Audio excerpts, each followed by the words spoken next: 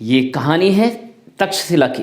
तक्षशिला भारत का एक महान शैक्षणिक केंद्र हुआ करता था, और भारत का ही नहीं, विश्व का, विश्व के सर्वाधिक लोकप्रिय और सर्वाधिक बड़े विश्वविद्यालयों में से एक था तक्षशिला, जिसमें पढ़ने के लिए पूरे विश्व के विद्यार्थी लालायित रहते थे और उसमें एडमिशन के लिए तरसते थे।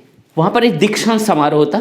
दीक्षांत समारोह में उनकी डिग्रियाँ दी जाने वाली थी, और वहीं पर एक विद्यार्थी था जीवक नाम का।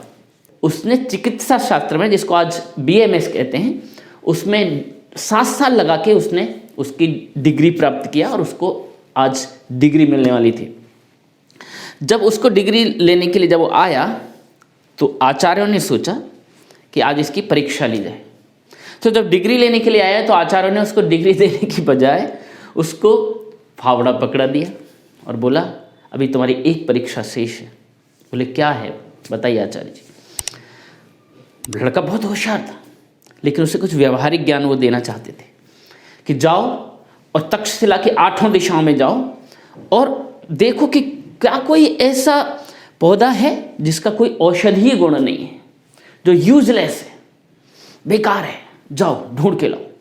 चला गया, अलग अलग पूरे तक्षशिला के चारों ओर अलग अलग पौधों को ढूंढता था, खोजता था, खोदता था, उसके बारे में जानकारी जुटा रहा। कई दिन बीतते चले गए, और कई दिन बीतने के बाद भी उसे एक भी पौधा नजर नहीं आया जिसके कोई ना कोई औषधि गुण न हो।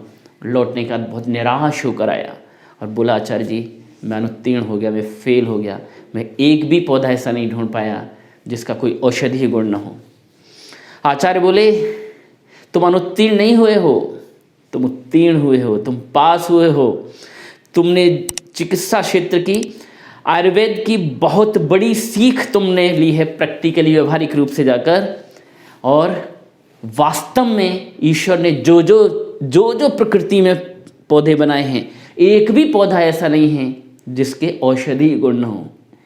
इसलिए कहा गया है, अमंत्रम अक्षरम नास्ति नास्ति मूल मनौषधम अयोग्य पुरुषो नास्ति योजकस्तत्र दुर्लभ। इसलिए कहा गया है कि दुनिया में ऐसा कोई भी शब्द नहीं है जिससे मंत्र न बनता हो, और दुनिया में ऐसी कोई पौधा नहीं है जिससे औषधि न बनती हो। और अयोग्य पुरुषो नास्ति योजकस्तत्र दुर्लभ, और दुनिया में कोई भी व्यक्ति अयोग्य नहीं है जिसकी योजना न की जा सके। केवल कमी है तो योजना करने वाले की। सब में कुछ न कुछ खूबियां हैं। तो हमें क्या सीख मिलती है? जैसे हर पौधा उपयोगी है, हर पौधे के कोई ना कोई गुण हैं। जरा सोचो, ईश्वर ने जब औषधियां बनाई हैं, जीव जंतु बनाए हैं, उन औषधियों का कोई ना कोई उपयोग है। तो जब मनुष्य बनाया और मनुष्य इस धरती में प्रकट हुआ, पृथ्वी में प्रकट हुआ, जन्म लिया है, तो वो भी अनुपयोगी नहीं हो सकता। तो हर मनुष्य में कुछ न कुछ गुण हैं, उन गुणों को हमें देखना आना चाहिए। यदि हम गुणों को देखने की आदत लगाएंगे तो हमें गुण दिखाई देंगे, यदि कमियां देखने की आदत लगाएंगे तो हमें कमियां दिखाई देंगी। यदि हमें उस कैक्टस के पौधे में देखना है तो हमें कांटे नजर आएंगे, उसके अंदर के औषधि गुण नजर नहीं आएंगे। लेकिन हम देखेंगे उस गुलाब के फूल में तो कांटे नजर आएंगे, हम कांटे देखेंगे तो भागेंगे, कपड़ा ना फट जाए, हमारी त्वचा को खून न निकाल दे। लेकिन हम देखेंगे उस सुंदर से पुष्प को तो सुंदर सा पुष्प नजर आएगा जिसमें बहुत अच्छी खुशबू है। ऐसे ही हर व्यक्ति के अंदर कुछ न कुछ गुण हैं, हमें बस देखना आना चाहिए।